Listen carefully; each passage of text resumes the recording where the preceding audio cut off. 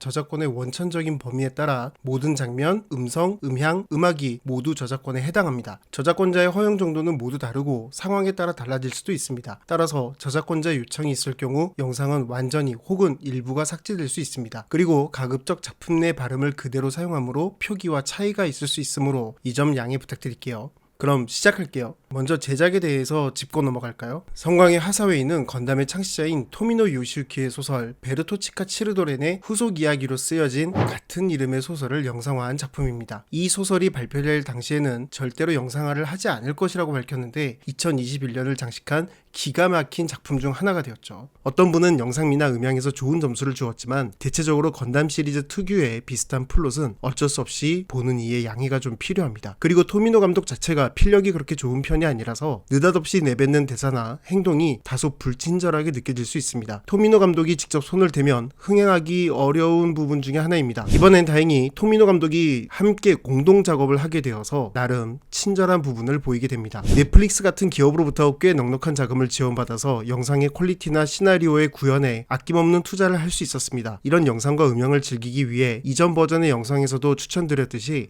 본인이 가지고 있는 최고의 음향 시스템에서 최고의 스케일에 최고의 화질로 살짝 어두운 방에서 보시길 권해드립니다. 스토리에서 의문이 있더라도 무시해도 좋을 정도입니다. 진지하게 즐기셔도 킬링타임으로 즐기셔도 모두 괜찮습니다. 그러면 계속해서 많은 분들이 궁금해하는 사전 지식입니다. 주인공인 하사웨이 노아는 퍼스트 건담부터 제타, 더블 제타, 역습의 샤아와 유니콘까지 등장했던 브라이트 노아의 아들입니다. 저때 13세 소녀 퀘스 파라야를 처음 만나게 되는데 퀘스는 지구 연방의 참모 차관으로 있는 아데나우어 파라야의 딸로 아버지에게도 캐시라는 이름의 새 어머니로 보이는 여자에게도 지구 연방 정부에도 불만을 가지고 있습니다. 재간을 타서 몇 번 시뮬레이션으로 조정을 해보더니 지온의 모빌 슈트를 타고 자유자재로 다룹니다. 그리고 콜로니에서 샤아를 만나기 직전에 아무로와 같은 반응을 보이는데 퀘스의 뉴타입으로서의 능력을 보여주는 장면이죠. 샤아는 이런 퀘스를 단박에 알아보고 데려갑니다. 하지만 이런 유명세와 아버지의 지구연방군 군인 신분에도 불구하고 역습의 샤아에서 퀘스와 나누는 대화를 보면 샤아의 주장에 상당히 동조하는 모습을 볼 수 있습니다. 그래서 마프티라는 조직을 만들고 스스로 마프티라는 이름으로 활동하며 지구연방군의 고위 관료를 공격하는 등 반연방정부 세력이 됩니다. 이 작품은 영상도 훌륭하지만 음악과 음향이 섬세합니다. 듣는 장비에 따라 들리는 차이가 크니까 가지고 계신 음향 장비 중에 가장 좋은 것으로 들으시길 권해드립니다. 그리고 주변에 방해가 되지 않을 정도로 볼륨을 좀 키워 들으시면 아주 섬세하고 다양한 음향을 즐길 수 있습니다. 그동안 건담 시리즈에서 듣던 빔의 효과음이나 모빌수트의 기동음, 스로틀링의 효과음, 그리고 대기권 밖의 소리 차이에 대해서 확실히 느낄 수 있습니다. 저는 개인적으로 더 상식적이고 현실적이다고 평가하고 싶어요. 이젠 어느 정도 리얼리티를 추구하는 작품도 있어야 한다고 생각했습니다. 배경음악은 상황과 동작에 적절히 잘 어울리는데 어딘가 익숙하다는 느낌을 받으셨다면 건담 UC나 내러티브 혹은 진격의 거인 극장판을 보셨을 확률이 높습니다. 방금 나열한 작품의 음악 감독이었던 사와노 히로유키가 참여했기 때문이죠. 이제 왜 익숙하게 들렸는지 이유를 납득하실 수 있을 것입니다. 자, 본격적으로 스토리를 시작해 보겠습니다. 인트로에서 시계 바늘의 움직이는 소리를 들을 수 있는데 이 둘은 살짝 엇박자로 시작합니다. 그러다 점차 같은 박자로 합쳐지게 되는데 이건 영상의 끝부분과 관련이 있습니다. 하운진이라는 고급 셔틀을 살펴보지 않을 수 없죠. 일단 에스코트가 붙었다는 점을 보면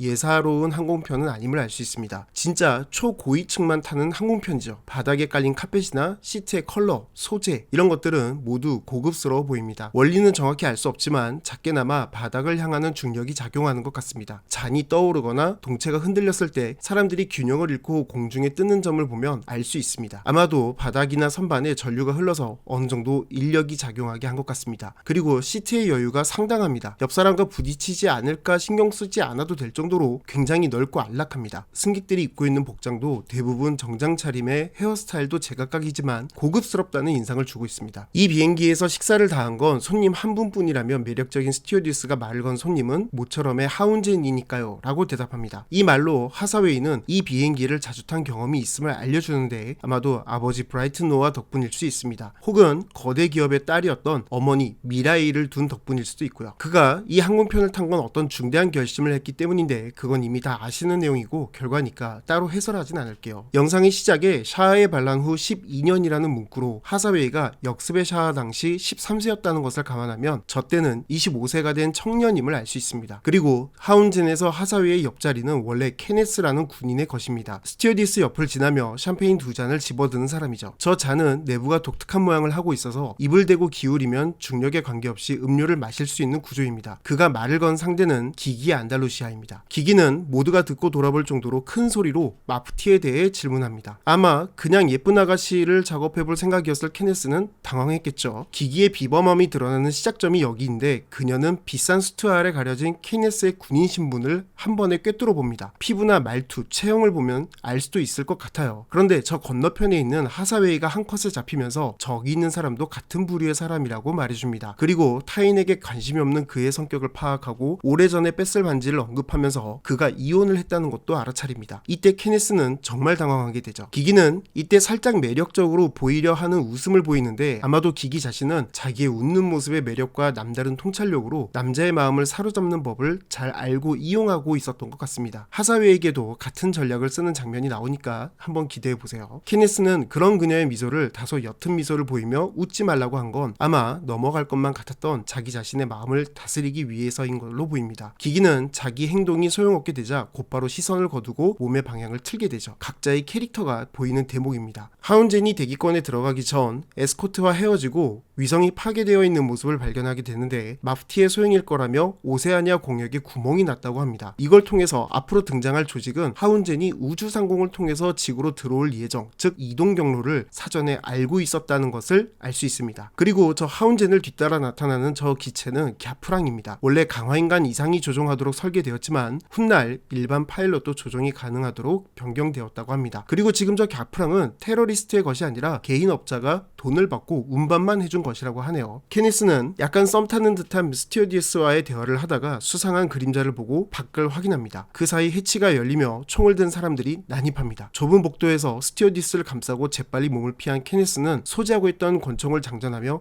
대응할 준비를 합니다. 순발력과 직감이 아주 좋은 편임을 알 수 있습니다. 하사웨이는 테러리스트들이 타고 온 캡슐의 분리로 기체가 흔들려 공중에 떠오른 스튜어디스를 잡아챈 뒤 케네스의 자리에 앉힙니다. 케네스의 행동을 말리는 정부 대신의 행동으로 잠깐 지체하는 사이에 테러리스트들이 객실로 들어옵니다. 그중 호박머리가 케네스의 이름을 부르게 되죠. 얼굴을 알아보고 이름, 직위까지 한 번에 되는 건 누군가 무력을 사용할 만한 위험 요소를 사전에 알려주었기 때문입니다. 내부의 정보를 흘리는 사람, 즉 이 사태를 원한 사람이 있다는 것이죠. 시선을 마주치지 않는 게 좋다는 하사웨이의 충고. 이건 그가 산전수전을 겪었다는 암시이기도 하지만 그가 이런 상황을 만들어 본 적도 있다는 걸 의미하는 것입니다. 대사나 행동, 시선 하나하나가 관객에게 전하는 정보가 꽤 많은 애니메이션입니다. 케네스가 내려놓은 권총을 집어 허리띠에 넣은 호박머리는 자기를 마프티 에린이라고 소개합니다. 최근에 코믹스 일부를 직접 볼 수 있었는데 마프티는 정부 관료를 저격하거나 암살하는 등 직접적인 사례를 계속했습니다. 아마 저 자리에 있던 정부 관료들은 지금 죽었다고 생각했겠죠. 하지만 돈만 받으면 풀어줄 거라는 말에 다들 저렇게 한숨을 내신 겁니다. 중간에 지구에 가지 않을 건데 데려왔다며 남편을 탓하는 노부인이 일어나게 됩니다. 총소리에 꿈쩍도 못하고 다시 앉지만 말이죠. 저 두 사람을 잘 기억해주세요. 호박머리는 파사, 즉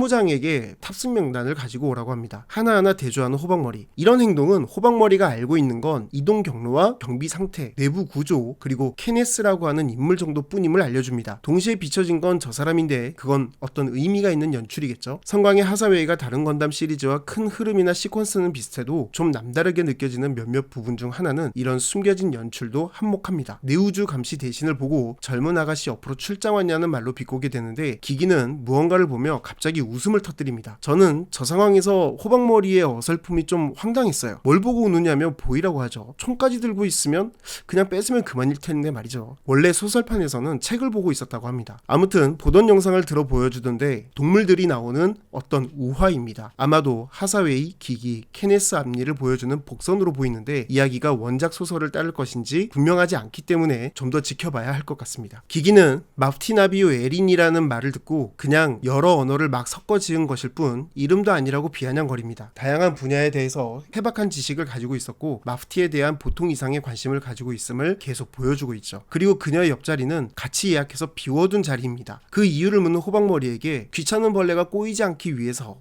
라고 대답을 하게 됩니다. 사람들은 이 말로 바로 눈치를 채게 되죠. 그런데 사실 이들의 추측이 맞습니다. 작품의 후반에 누구와 어떤 관계이며 몇 살까지 다 나오게 되죠. 그 순간 히틀러 머리 아저씨가 갑자기 일어납니다. 어떻게 셔틀의 정보를 입수했냐고 물어보는데 호박머리는 떠들지 말라고 경고를 합니다. 주변 표정을 보면 심상치 않음을 느낄 수 있었어야 됐는데 아랑곳하지 않고 자기 말만 계속하던 히틀러 머리 아저씨는 결국 그 옆에서 그 모습을 직관한 아내는 얼마나 놀랐겠습니까? 그래서 저렇게 셀프로 기기도 저런 모습은 처음이었나 봅니다. 입을 틀어막고 앉아버립니다. 호박머리는 이번에도 부탁을 합니다. 누가 치워달라고 말이죠. 아무리 마프티 이미지 때문이라고 해도 우리가 아는 테러리스트라는 것과 좀 거리가 멉니다. 압도적인 카리스마 그런 것이 없죠. 결국 손을 들어 자원하는 하사웨이, 왼손에 주먹을 쥔 상태를 보면 긴장됨과 더불어 분노까지 좀 느껴집니다. 그가 누구인지 명단을 보고 이름을 말하려 하자 하사웨이는 얼른 말을 가로챕니다. 하사웨이라는 이름 자체가 워낙 유명하기 때문인데 아직 외모만 보고 알아보지 못하는 사람들 틈에서 신분을 감추기 위함임을 알 수 있습니다. 하사웨이와 사무장이 시체를 수습하는 사이 기절했던 부인이 눈을 뜨고 시신에 달려가 부둥켜 안고 대성통곡을 합니다. 그런 그녀에게 방아쇠를 당기는 호박머리. 다들 좀 선 넘었다는 표정인데 어디선가 목소리가 들립니다. 하사웨이가 고개를 돌리니 진짜 기기가 소리칩니다. 하사웨이는 기기의 말이 끝나자마자 노련하게 테러리스트를 제압합니다. 조종실까지 가서 나머지를 제압하는데 케네스의 사격으로 마지막 위기를 겨우 모면합니다.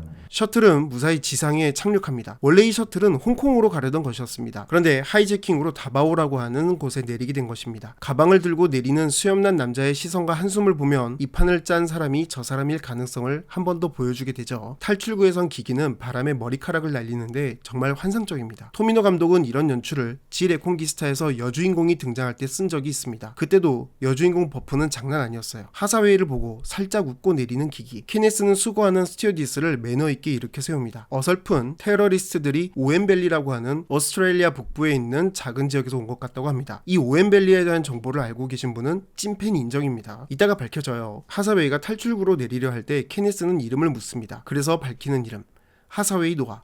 이렇게 섬광의 하사웨이는 시작됩니다. 공항에 도착하자 어떤 노부인이 이름을 부르며 다가옵니다. 하운젠에서 큰 소리로 소란을 피운 노부인이죠. 그리고 다가오는 남편이 자기들이 포로가 되었다면 연방정부가 큰 타격을 입었을 것이라고 말합니다. 좌석 배치표를 보면 저 사람의 이름을 알 수 있는데 좌석 4개가 모두 같은 성을 쓰는 걸 보면 일가족임을 알 수 있죠. 그리고 기기가 보던 패드에 나오는 뉴스 홈페이지를 보면 첫 장면의 한 부분을 차지하고 있습니다. 마프티의 위협에도 괜찮다는 발언을 한 맥거원이라고 하는 정치인입니다. 일단 마프티의 노림을 당하고 있다는 것 자체가 그가 확실히 고위직 정부 인사라고 알 수 있게 해줍니다. 아무튼 막무가내로 하사웨이를 끌고 가는 노부인. 한바탕 사람들 사이에서 곤욕을 치른 하사웨이가 음료를 마시려고 하는데 누군가 이름을 대며 또 다가옵니다. 진짜 유명하긴 한가 봅니다. 얼굴은 몰라도 이름만 대면 다들 아는 걸 보면 말이죠. 그 사람이 하사웨이의 전적을 말하자 오히려 하사웨이는 자신의 잘못임을 강조하며 전쟁에 이긴 덕분에 불문에 붙여졌다며 자기 자신을 낮춥니다. 하사웨이는 확실히 자기 자신에게 이목이 집중되는 걸 피하려는 게 보이게 되죠. 그런 하사웨이의 태도에 아랑곳하지 않고 이 남성은 형사경찰 기구의 헨드리 요크센이라고 자신을 소개합니다. 그리고 다음날까지 다바오에 머물러 줄 것을 요청하는데 하사웨이는 슬라웨시 섬에 있는 메나도라고 하는 곳에 제 시간에 갈 수만 있다면 상관이 없다고 합니다. 식물원이 있는 곳으로 그곳에서 식물감지관으로 교육 중인 것으로 되어 있었기 때문이죠. 하운젠에서 그가 읽다가 덮은 책도 생태계와 식물에 관한 책이었습니다. 요크센은 그곳에 있는 아마다 만산이라고 하는 교수의 이름까지 대게 되는데 정보력이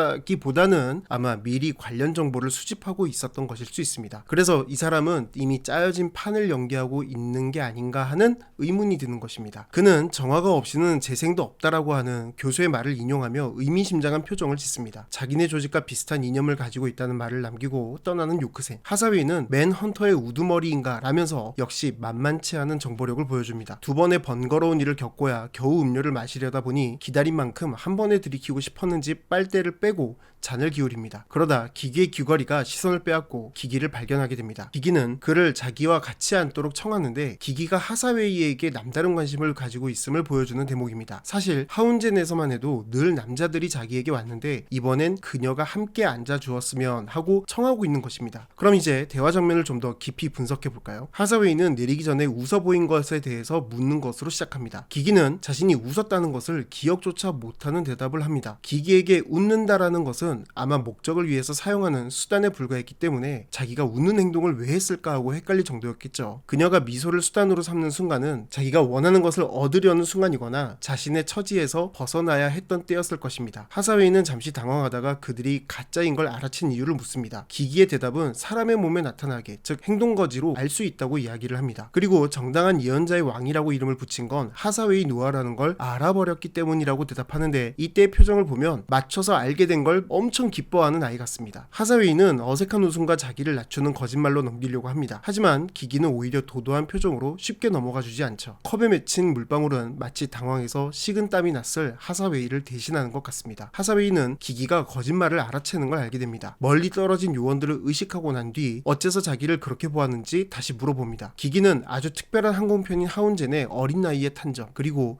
싸우는 모습을 보고 생각하면 충분하다고 합니다. 그리고 사람이란 자기 일이 되면 바보가 된다며 마프티라는 이름을 댄 녀석들이 나타났는데 그들이 한 짓 때문에 진짜 개빡쳐서 해치운 거 아니냐고 합니다. 하사웨이가 생각해보니 너무도 맞는 말이라 감탄합니다. 그리고 이걸로 내가 라며 자기도 모르게 기기의 추리가 맞았음을 들킬 뻔합니다. 기기가 비밀을 지켜줄 것처럼 이야기를 하지만 당사자에게는 말하는 스릴과 재미를 즐기려는 걸 밝힙니다. 그런 기기에게 하사웨이는 말로 사람을 죽일 수도 있다고 하자 기기는 트라우마가 있는 것처럼 자리에서 일어서며 절대 그런 건 싫다고 합니다. 하사웨이의 사실을 다루는, 즉 말과 관련된 조언을 듣자 자기도 최근에 깨달은 바가 있다며 진정하게 됩니다. 이건 그녀가 달에서 떠나 지구로 내려오게 된 어떤 이유와 관련이 있어 보이죠. 그닥 좋은 일은 아니었던 것 같습니다. 몇 마디 더 나누고 조사국 직원에 불려가는 기기가 떠나자 오래 들고 있기만 해서 겉에 맺힌 컵의 물기가 손으로 타고 내립니다. 하사웨이는 조사국 직원과 대화를 나누면서도 기기를 신경 씁니다. 기기는 자신과 대화를 나눈 조사국 직원을 떠나기 전에 자연스럽게 터치를 하게 되는데, 저런 행동은 대개 남자가 호감을 가지게 하는 행동이죠. 기기와 대화를 나눈 직원이 하사웨이 쪽 직원에게 무언가 귓속말을 하는데 놀라게 되며 바라보는 모습은 우리에게 궁금증을 유발하게 됩니다. 그리고 어떤 카드를 건네주는 직원, 지구연방정부의 로고가 은은하게 새겨진 카드인데 호텔에 머무는 비용이나 다바오에서 쓰는 동안의 비용은 모두 정부에서 무제한으로 무기한 제공한다고 합니다. 빈민들은 우주로 몰아내고 지구의 환경은 고위층이 즐기는 모양새를 느낄 수 있는 지점입니다. 그럴 리가 없다고요? 아까 본 뉴스 페이지 앞에 있던 기사의 주제는 지구는 이미 이전 상태로 거의 다 돌아갔다는 내용이 있습니다. 다시 돌아와서 파란 머리의 조사국 직원은 그렇게 보이지 않는다며 보기보다 굉장하다고 말합니다. 아까 했던 귓속말 때문일 텐데 그의 군인으로서 능력을 말하는 것입니다. 호텔로 이동하는 도중에 붉은색 소형차가 나타나게 되자 그 차를 예의주시하며 신경 쓰는 모습을 보이는 하사웨이. 기기가 불쑥 다가와서 무엇이 신경 쓰이냐는 질문을 하게 됩니다. 신경 쓰이냐는 말은 하사웨이가 미행을 의식하고 있었기 때문입니다. 그리고 위험해지는 건 더는 싫으니 말해주지 않을 거라는 귓속말을 하는데 기기는 이 말을 듣고 더 알아내고 싶어서 또 미소를 지으며 밝은 표정으로 아이 컨택을 하려 합니다. 그런데 하사웨이가 관심조차 두지 않자 심통이 나서 돌아앉아 창밖을 바라봅니다. 그런 그녀를 하사웨이는 다시 바라봅니다. 호텔의 모습이 보입니다. 그들을 위해 준비된 32층에서 내리게 된 두 사람. 이곳은 침실이 2개인 스위트룸이 각각 준비되어 있었지만 기기는 자기의 스위트룸에 하사웨이도 함께 머물도록 합니다. 하사웨이는 극구 사양하고 자기 숙소를 쓰려고 하지만 분위기에 압도되어 결국 그렇게 하기로 합니다. 개인 풀 앞에서 둘이 나누는 대화를 보면 각자의 상황과 입장을 잘 알 수 있습니다. 먼저 기기에게 건강해 보여서 다행이라며 말을 걸자 기기는 지구에 온 것은 건강 때문이라고 합니다. 그리고 일본에 있는 산 근처에 살 계획이라고 말하게 되죠. 확실히 홍콩보다는 산 근처가 건강엔 더 유리하겠죠. 일본이라는 말에 하사웨이는 어머니 미라이가 일본 출신이라고 말합니다. 기기는 하사웨이의 외모가 누구를 닮은 것인지 이제야 깨닫게 된 것이죠. 모든 사람들이 하사웨이가 브라이트 노아의 아들인 것임을 강조했음에도 불구하고 그런 대외적인 정보에는 오히려 둔감한 부분을 보인다는 것을 알 수 있습니다. 그만큼 사람을 보고 느끼는 대로, 즉 있는 그대로 이해하고 받아들인다는 것이겠죠. 두 사람의 대화는 마프티의 행동 노선으로 이어갑니다. 기기가 말을 하자 하사웨이는 상관없는 척합니다. 하사웨이가 고개를 돌렸을 때 싸늘하고 엄중하게 바라보는 기기의 모습이 보입니다. 이어서 마프티에게 할 말을 하는 기기, 절대로 틀리지 않는 독재 정권을 수립하면 모든 문제를 해결할 수 있다는 말을 합니다. 처음엔 이 말을 듣고 나름 정치적 의견이 있다라고 생각을 했는데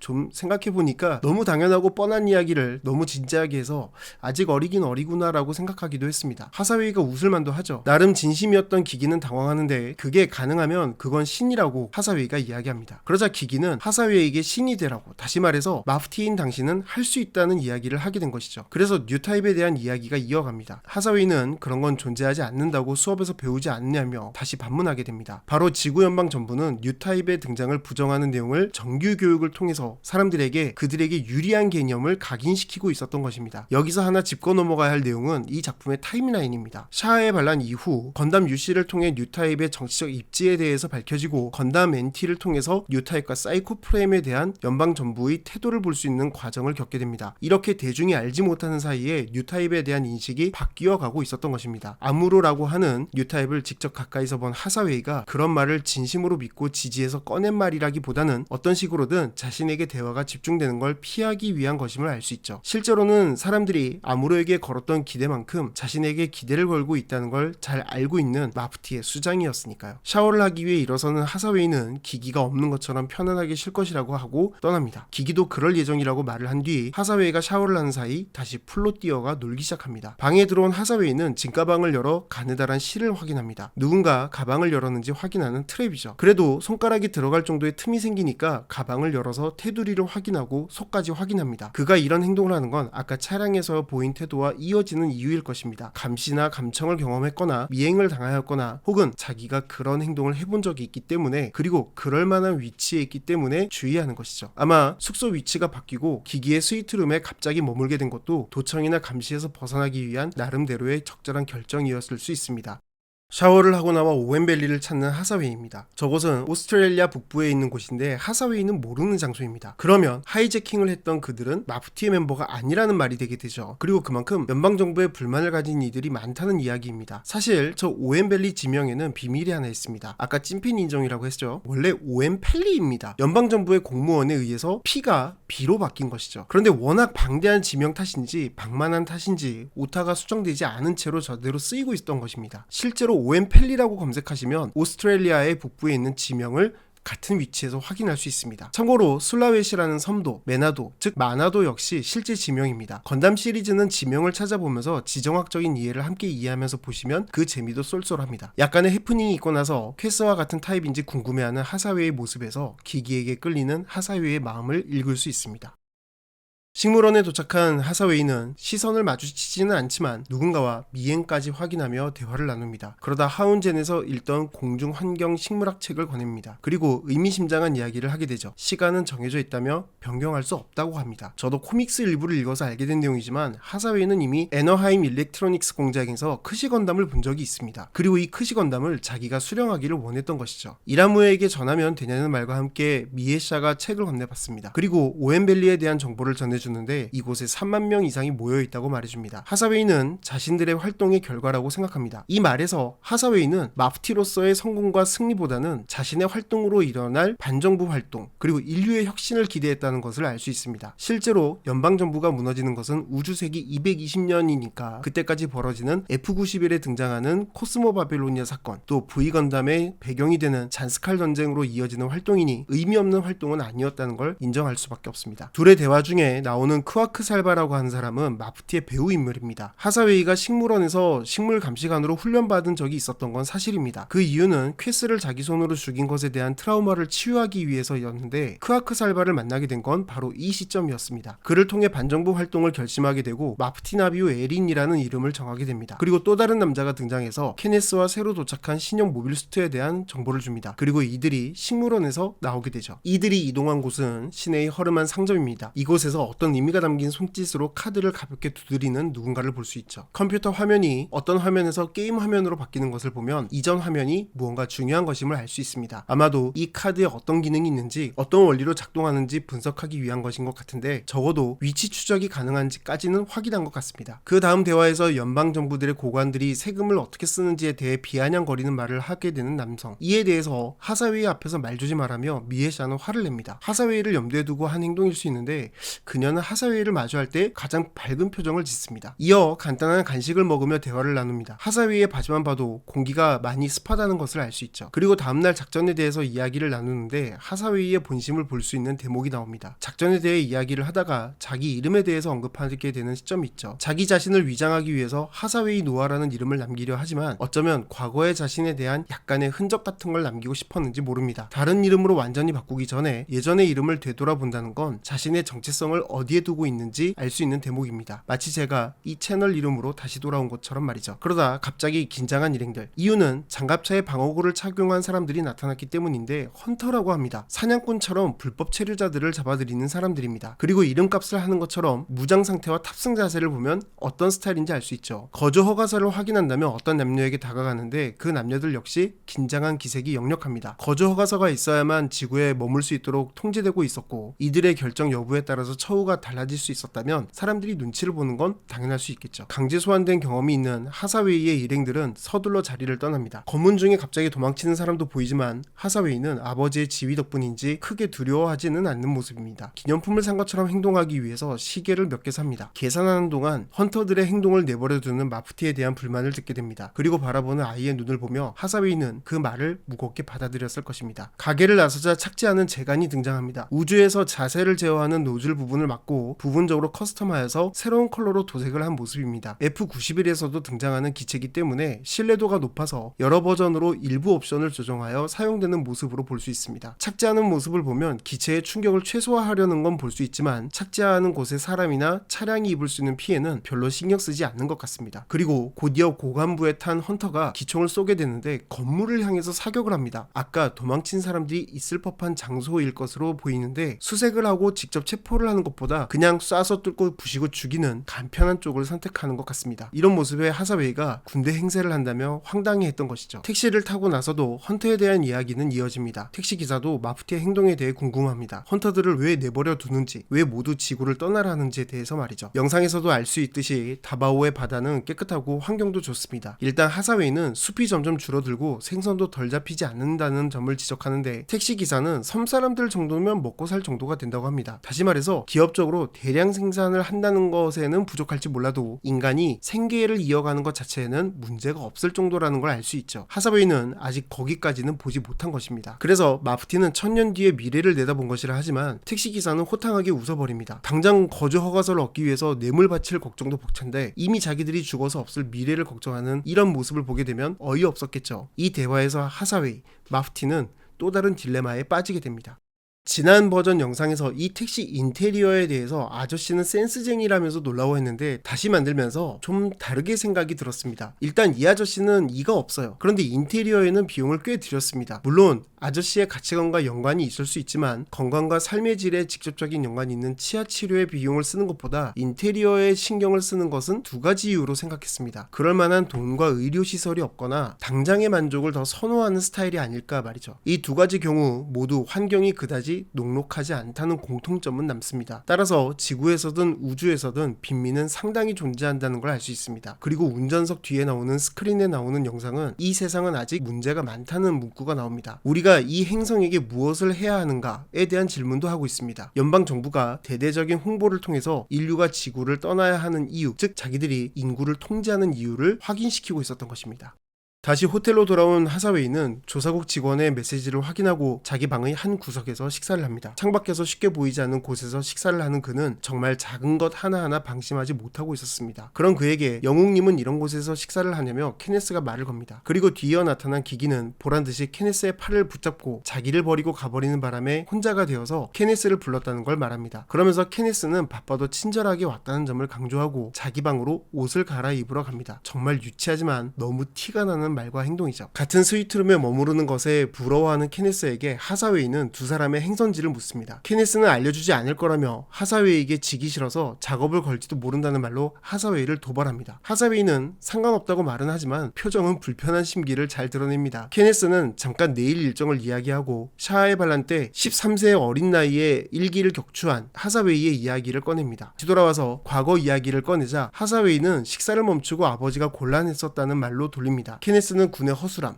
또 상사에 대한 불만을 털어놓습니다. 그의 전임자였던 킴바레이는 사실 이들이 공항에 도착했을 때 오엠밸리의 반란을 진압하러 떠나는 중이었습니다. 그리고 다바오의 군을 케네스에게 일찍 맡겨버린 셈이죠. 케네스는 자기의 출신에 불만을 보이며 지위가 높은 아버지를 뒀으면 했다고 합니다. 소위 말해 빽이 있었으면 좋겠다는 거죠. 하지만 반대 입장인 하사웨이는 아버지가 압박이 될 수 있다고 충고하게 됩니다. 둘은 서로 자신의 생각과 입장을 공유하며 찐미소를 주고받을 정도로 가까운 사이가 됩니다. 옷을 갈아입은 기기가 나타나는데 이 작품을 보고 제목이 섬광의 하사웨이지만 기기나 스튜어디스에 대한 댓글이나 반응이 훨씬 더 뜨거웠습니다. 케네스에게 목걸이를 걸어달라고 하는 그 손모양과 앵글조차도 예술입니다. 하사웨이는 잔을 들고 계속 둘을 신경 씁니다. 돌아서며 시선을 움직여 긴장한 하사웨이를 살피는 기기, 자세를 고정한 채 시선을 살짝 기기를 향해 돌리는 하사웨이. 숨막히게 긴장되는 음악은 두 사람의 사이에 끌어당김을 팽팽하게 표현하고 있었습니다. 두 사람이 나간 뒤 침대에 드러누워 지구의 문제를 해결하기 위한 샤의 주장과 사람에게 희망을 걸었던 아무로의 희망이 일으킨 악시즈 쇼크, 그리고 그때까지 희생된 사람들의 생명의 가치에 대해서 무게를 느낍니다. 예외 조항이 있는 한 부패는 계속 일어난다는 말과 함께 눈물을 흘리는 하사웨이. 어쩌면 그런 예외 조항의 혜택으로 살아있는 자신이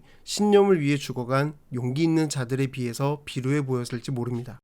음악 비트에 맞춰서 두 대의 갈세종과 세 대의 메사가 등장하게 됩니다. 이들은 하사웨이를 위한 양동 작전을 위해 출격하게 됩니다. 콕핏에서 파일럿의 시점으로 기체의 움직임을 묘사하는 건 이번 작품의 별미이자 최고의 관전 포인트입니다. 두 기체는 양동을 걸기 위해 가게 되는데 가우만이 마지막으로 갈세존에서 하강하게 되자 저 멀리 공격받고 있는 모습들이 보입니다. 그러면서 킴바레이의 반응이 빠르네 라는 말을 하게 됩니다. 반대로 케네스가 뛰어난 지휘관임을 알 수 있는 대목입니다. 가우만의 기체는 하사웨이가 묵는 호텔을 공격하고 기체를 숨깁니다. 모니터를 보면 타깃이 둘이 잡히는 걸 볼 수 있죠. 아마 처음 공격한 호텔이 하사웨이가 묵을 예정이었을 것입니다. 그래서 기기와 같은 호텔에 도착하고 그 건물을 확인하자 하사웨이가 곤란해했었을 것입니다. 하사웨이는 기기를 서둘러 깨워 피하려고 합니다. 엘리베이터 앞에서 마주친 투숙객들이 하사웨이를 직원으로 착각합니다. 하지만 이내 기기와 하사웨이를 알아본 남자는 도착한 엘리베이터를 탈까 말까 망설이다 기기가 하사웨이를 끌고 타자 같이 타게 됩니다. 그리고 이 남성과 탄 여성은 서둘러 나온 기색이 역력한데 땀방울이 흐르고 있어요. 여성은 이러다 들키겠다는 말로 둘이 스릴 넘치는 일이 있었음을 알 수 있죠. 기기가 하사웨이에게 귓속말을 하자 남성은 시선을 피하며 뻘쭘해합니다. 확실해요. 스릴 넘치는 일이 있었던 게. 약속된 시간이 되자 상승하는 가우만의 메사. 양동을 하던 팀은 갈세존에 올라타고 철수하는 모습을 보입니다. 일을 복잡하게 만든 하사웨이에게 짜증을 내는 가우만. 중간에 엘리베이터가 잠시 꺼졌지만 3층에서 가까스로 서게 됩니다. 기기와 하사웨이는 서둘러 건물 밖으로 나올 수 있었습니다. 하사웨이는 기다리고 있는 마프티링을 보게 되죠. 기기는 자기를 두고 갈 거냐며 처량한 표정을 짓는데 하사웨이는 갈등을 합니다. 결국 자켓을 벗어 기기를 가리고 다른 방향으로 뛰게 됩니다. 그리고 하늘을 가로질러 날아가는 정체불명의 기체. 비행음이나 빛이 돌아가며 나는 모습은 그 어느 기체와도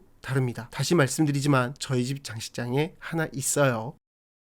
이 작품에서 시간상으로 길지 않지만 기억에 오래 남을 장면으로 있을 것은 모빌스트전입니다. 아까 말씀드렸다시피 파일럿의 시점에서 모니터를 통해서 알 수 있는 기체의 움직임을 느껴보는 걸 권해드립니다. 그리고 좀 더 현실적인 빔라이플의 사격음이나 실탄의 발사음을 느껴보시면 좋습니다. 쉴드에서 발사되는 실탄과 헤드발칸에서 나가는 실탄의 소리가 다릅니다. 빔이 허공을 가로지르는 소리도 출력별로 차이를 두고 그것을 막았을 때 쉴드의 움직임과 표면의 묘사도 아주 디테일합니다. 그리고 빔이 물체에 부딪히고 나서 사방으로 퍼지는 이펙트도 그 영향도 아주 설득력 있는 묘사로 표현하게 됩니다. 그리고 기동전사 건담에서 빠지지 않고 나오는 장면인 모빌스트의 전투로 인해 민간인이나 건물이 입는 피해도 또 다른 관전 포인트로 전쟁의 참상을 느낄 수 있는 부분입니다. 백팩이 피격되어서 불시착한 가우만의 메사가 육중한 구스타프 칼과 백병전을 벌이는 장면도 거대한 쇳덩어리들의 거침없는 충돌을 잘 보여줍니다. 각각의 전투 방식도 관전 포인트입니다. 노련하게 기체를 몰며 적을 격추하는 가우만을 보면 그가 꽤 괜찮은 파일럿임을 알 수 있습니다. 다만 이번엔 지휘관이 달라서 이렇게 대응할 줄 몰랐던 게 반전이죠. 가우만은 수적으로 불리하게 되자 기체를 시내 쪽으로 향하게 됩니다. 유탄이 시내에 떨어지게 되면 여론에 의해서 불리한 쪽은 연방군인이 현명한 선택이라고 볼 수 있습니다. 하지만 이 연방군은 아랑곳하지 않고 그냥 사격을 합니다. 그래서 가우만이 오히려 미사일을 막아주는 행동을 하게 됩니다. 케네스의 스타일을 잘 보여주는 대응 방식이라고 보았습니다. 아까 저희 집에도 한 대 있다고 얘기했던 그 기체가 보여준 전투 방식도 무장을 들고 있는 손만 노려서 라이플을 떨어뜨리게 합니다. 생포하려는 의지와 기체가 가지는 우월함을 보여주는 것이란 걸 잘 보여주는 대목이죠. 이 짧은 전투 씬에도 이렇게 많은 생각과 의도, 행동이 담겨 있습니다.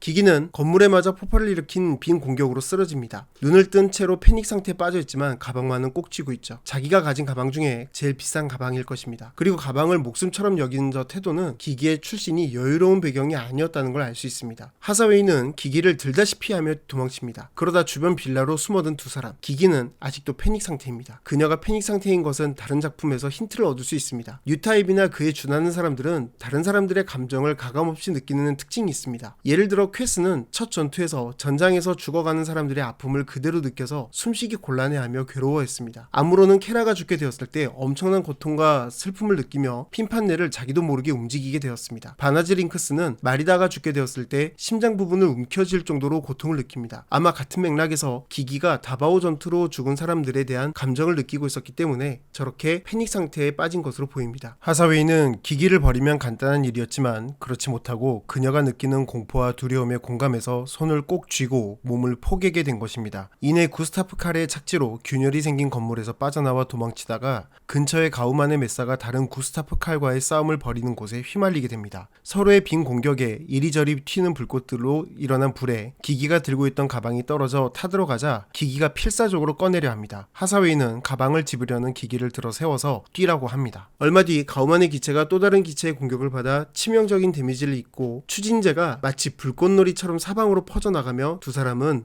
이 그림 같은 장면에서 서로를 끌어안습니다. 개인적으로 이 작품의 모든 주제를 관통하는 장면으로 생각했습니다. 불꽃처럼 화려하고 아름답지만 처절하고 비극적인 모습, 망설이는 자신 때문에 또 누군가가 당하는 걸 아파하는 하사웨이의 등을 기기는 마음을 보듬듯이 대화하듯이 그렇게 쓰다듬습니다. 그녀의 마음을 이해했다는 듯이 손으로 대답하는 하사웨이입니다. 하지만 이런 교감이 무색하게 기기는 몰려든 연방군과 말을 타고 온 케네스에게 달려갑니다. 하사웨이는 말을 타고 나타났던 샤아와 그런 샤아를 따라간 퀘스가 떠올랐습니다. 그래서 눈빛마저 가려질 정도로 트라우마에 사로잡히게 된 것이죠. 사실 이 둘은 어느 누구보다도 깊은 교감을 하였지만 그런 교감이 무색하게 행동하는 기기 때문에 아직 방향을 알 수 없었습니다. 하사웨이가 케네스와 잠시 대화를 나누고 신형 기체인 페넬로페와 그 파일럿 레이네임을 만난 뒤 끌려가는 가우만을 확인하게 됩니다. 그리고 케네스의 배려로 수송선인 케사리아에 올라타게 되자 이번에도 기기가 옆자리에 앉도록 합니다. 하사웨이는 따뜻한 커피를 마시고 있는 기기의 입술을 바라보는데 이번 작품에서는 유독 기기의 눈과 입술이 눈길을 잡습니다. 감독은 눈과 입술을 강조하는 것을 통해서 하사웨이가 기기에게 이성으로서의 매력을 느끼고 있다는 것을 강조하는 것처럼 보입니다. 우리가 그런 것처럼 말이죠. 하사웨이는 그녀가 건네는 컵을 반대로 쥐며 다른 컵을 줄 알았다고 합니다. 그건 그만큼 그녀의 입술을 의식하고 있었다는 의미겠죠. 기기와 달리 하사웨이는 어떤 방향을 향해서 마음이 가고 있는 중이었습니다.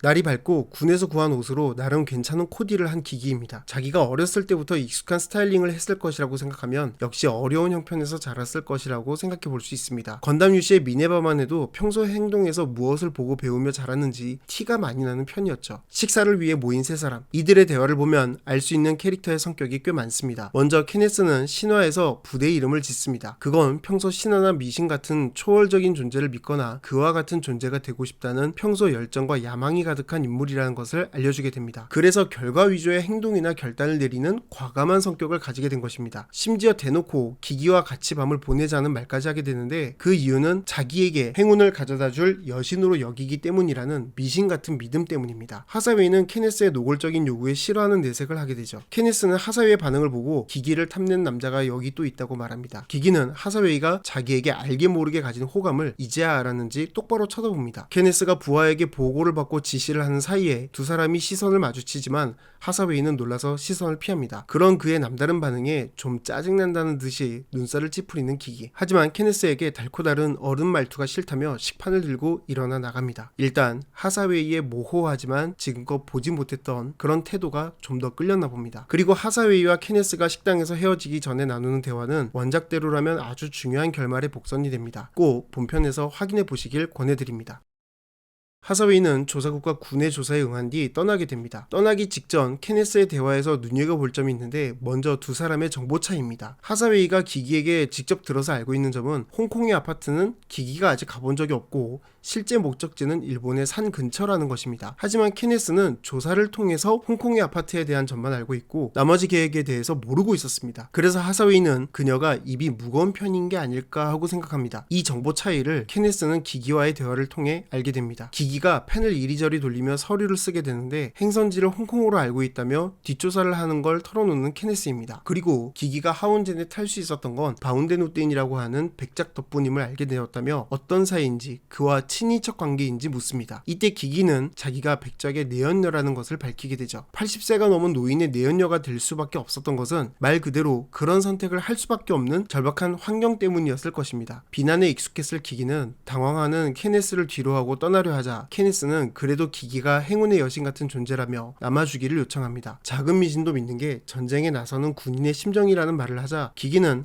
하사웨이는 오히려 자기를 피했다고 대답합니다. 여기서 케네스는 알아차리게 됩니다. 하사웨이가 그런 걸 따지지 않았다는 건 그가 따질 만한 입장인데 하지 않았다는 뜻으로 기기는 이해를 했다는 것이고 기기가 하사웨이를 군인으로 여겼다는 의미가 됩니다. 그럼 하운젠에서 자기와 하사웨이를 동급으로 취급한 이유가 설명되었던 것이죠. 그래서 기기에게 무언가를 들었냐는 말에서 무언가를 느꼈냐는 말로 고치게 된 것입니다. 한편 하사웨이는 기기에 대한 의심을 거두지 않은 채 목적지로 밝혀둔 섬으로 가는 척하기 위해 페리를 예약하는 척 연기를 합니다. 그리고 복잡한 길을 걸어서 바닷가까지 갑니다. 바닷가에 도착한 하사웨이는 오랜 기다림 끝에 누군가가 보낸 배를 타고 이동하게 되죠. 그리고 나타난 보트로 갈아탄 뒤 비행기를 타고 기지로 향합니다. 추적을 피하기 위해서 운송수단을 계속 갈아타고 있습니다. 마프티 기지에 도착한 하사웨이는 동료들과 반가운 인사를 합니다. 옷을 갈아입는 하사웨이와 대화를 나누는 이 사람이 바로 이라무입니다. 하사웨이가 읽던 책을 펴서 읽는데 아무래도 평범한 책은 아닌 것 같고 지령 전달이나 암호 해독을 위한 단서가 되는 책이 아닌가 싶습니다. 하사웨이는 공중에서 카고 컨테이너에 들어있는 무언가가 연방에 넘어가는 것만큼은 막고 싶다고 말을 하게 되죠. 바로 크시 건담입니다. 순간 경보가 울리면서 잠수함 신호가 잡혔음을 알립니다. 잠수함을 잡기 위해 출동하는 시베트. 다바오에는 원래 잠수함이 없기 때문에 여러 정황을 봤을 때 군의 계략임을 간파하는 사람들입니다. 케네스는 정말 철저하게 움직이면서 군과 경찰을 몰아붙이고 있었습니다. 원작에서는 경찰이 협조에 미적미적하니까 그냥 경찰서를 폭격해버리라고 명령을 내릴 정도로 살벌하게 아랫사람들을 밀어붙였습니다. 하사웨이는 폭발음이 들리자 잠수함의 격침 여부를 확인하는데 시간이 걸릴 것 같자 먼저 출발합니다. 반면 연방군에서 구스타프 칼을 태운 케사리아가 잠수함이 격침된 곳 근처로 출발하게 됩니다. 하지만 이상하게도 레이네임의 부대는 아직 대기 중입니다. 하사웨이가 도착한 곳엔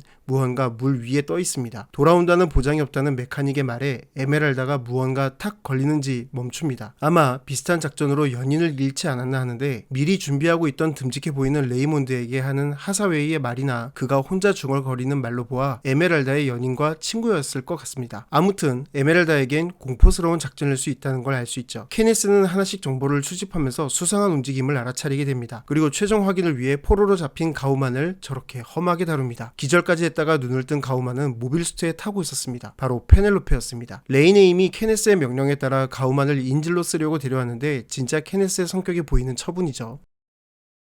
우주상공에서 카고 컨테이너에 하사웨이가 옮겨 타는 장면을 보면 에메랄다가 느끼는 공포와 하사웨이가 가진 초조함이 고스란히 느껴집니다. 그리고 하사웨이가 원래의 자기 자신을 버리고 완전한 마프티나비우 에린이 되려는 결심을 세우려는 모습으로 이야기가 새로운 국면으로 접어들게 됨을 알 수 있습니다. 독특한 점은 만난 지 하루 이틀밖에 안 되는 기기와의 애매한 관계를 언급하는데 이건 그가 그녀에게 끌리고 있다는 점, 그리고 그에게 애인이 있다는 점 때문입니다. 이 즈음에 케네스는 하운젠에서 하사웨이의 싸우는 모습을 기억하며 그가 진짜 마프티라는 확신을 하게 됩니다. 한편 크시 건담에 하사웨이가 탑승하지만 아직 카고 컨테이너 안에 있습니다. 사실 대기권 진입을 할 때 통상 표면에 섭씨 1650도 정도의 열이 발생합니다. 작은 틈도 큰 폭발로 이어질 수 있는 위험한 상황이니만큼 컨테이너의 일부가 부서지면서 화염에 휩싸이면 누구라도 끝났다고 생각할 것입니다. 하지만 시간이 거꾸로 흘러 아무로로 보이는 남자의 모습이 보이고 누군가의 목소리가 들립니다.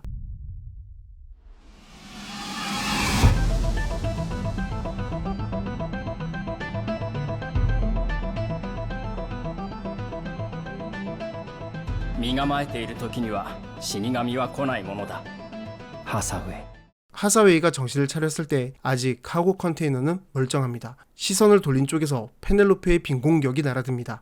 소리의 묵직함이 남다른 걸 보아 엄청난 출력의 비밀인 걸 알 수 있죠. 그리고 벌어진 틈으로 보이는 바다. 하사웨이는 아직 이르지만 카고 컨테이너를 파손해서라도 서둘러 출격하랍니다. 동료들이 추격당하는 것을 피하기 위해 주의를 끌려는 것이죠.